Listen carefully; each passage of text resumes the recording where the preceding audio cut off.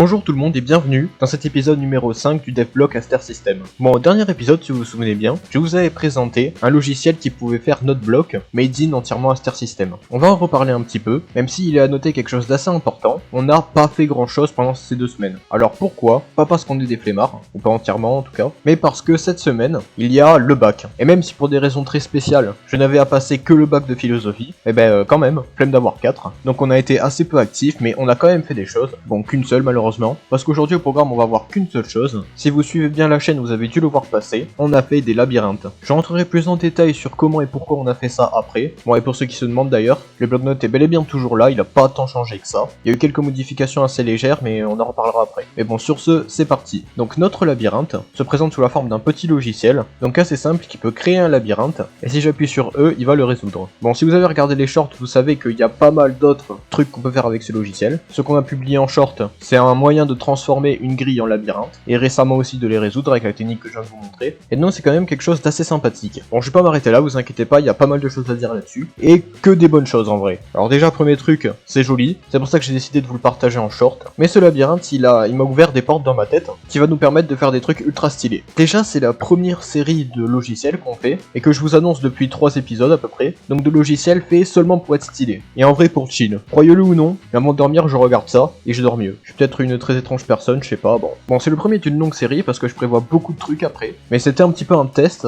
pour voir si des shorts de ce genre pourraient marcher. Bon, et en vrai, ça a l'air de pas mal vous plaire, donc on va continuer. Cependant, j'ai reçu des commentaires spéciaux, celui-là en particulier. Explication, ça sert à quoi de balancer ça sans contexte ni rien, on comprend rien. Et ce mec a entièrement raison. Parce que j'ai fait une petite erreur en publiant les shorts comme ça, c'est que si vous regardez dans la description, déjà si l'idée vous vient de regarder dans la description, parce que c'est pas garanti, et vous avez pas grand chose pour en apprendre plus sur les labyrinthes. Sauf que moi, j'aime bien faire les choses entièrement, et si vous allez sur la chaîne apprentissage Instagram, donc faut aller le chercher quand même, vous avez ici comment créer un labyrinthe, et là comment résoudre un labyrinthe. Donc la réponse au gars. Bon, seul problème, je vais pas lui demander d'aller sur Instagram, d'aller suivre notre compte, tout ça pour aller voir juste le post. Or, j'ai quand même envie que tout le monde puisse en apprendre plus sur les labyrinthes, donc ce qu'on va faire, c'est qu'à partir de maintenant, on va tout centraliser sur notre site web, SASF. Enfin, ça dans le cas d'Aster System Learn. Comme ça, j'aurai juste un lien à mettre, et comme ça, les viewers auront plusieurs choix possibles. Soit ils font ce pourquoi les shorts sont faits, donc regardez, être satisfait et partir, parce qu'en vrai, le format short TikTok, c'est pour ça que c'est fait. À préciser que c'est pas une critique, hein, moi aussi je suis comme ça, mais c'est une stratégie pour créateurs. Sinon, ça peut les intéresser un peu plus, pour voir si le créateur a fait d'autres shorts de ce genre. Bon, dans notre cas, il y en a pas mal.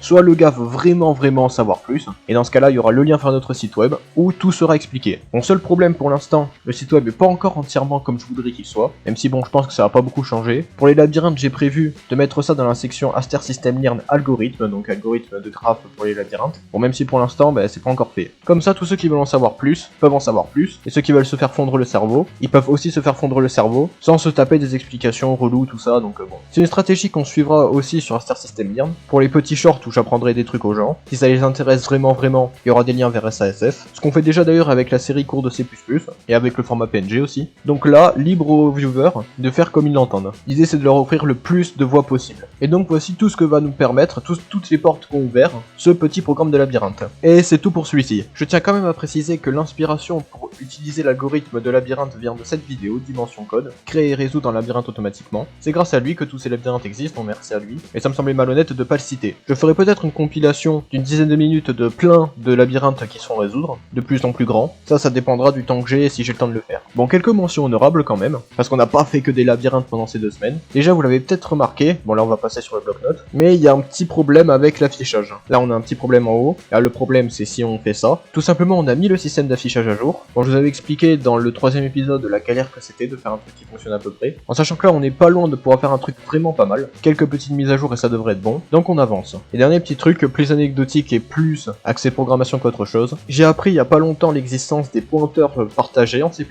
Bon, ça va en vrai, j'ai que 6 ans de retard, donc en gros, la possibilité d'avoir un bug de mémoire est peut-être divisée par 10, parce que du coup c'est les pointeurs intelligents qui le font et pas moi. Donc au moins avec ça, on a un truc stable jusqu'à la moelle. Donc du coup c'est tout ce petit devlog, j'espère que vous aura plu, n'hésitez pas à changer de vous abonner et tout.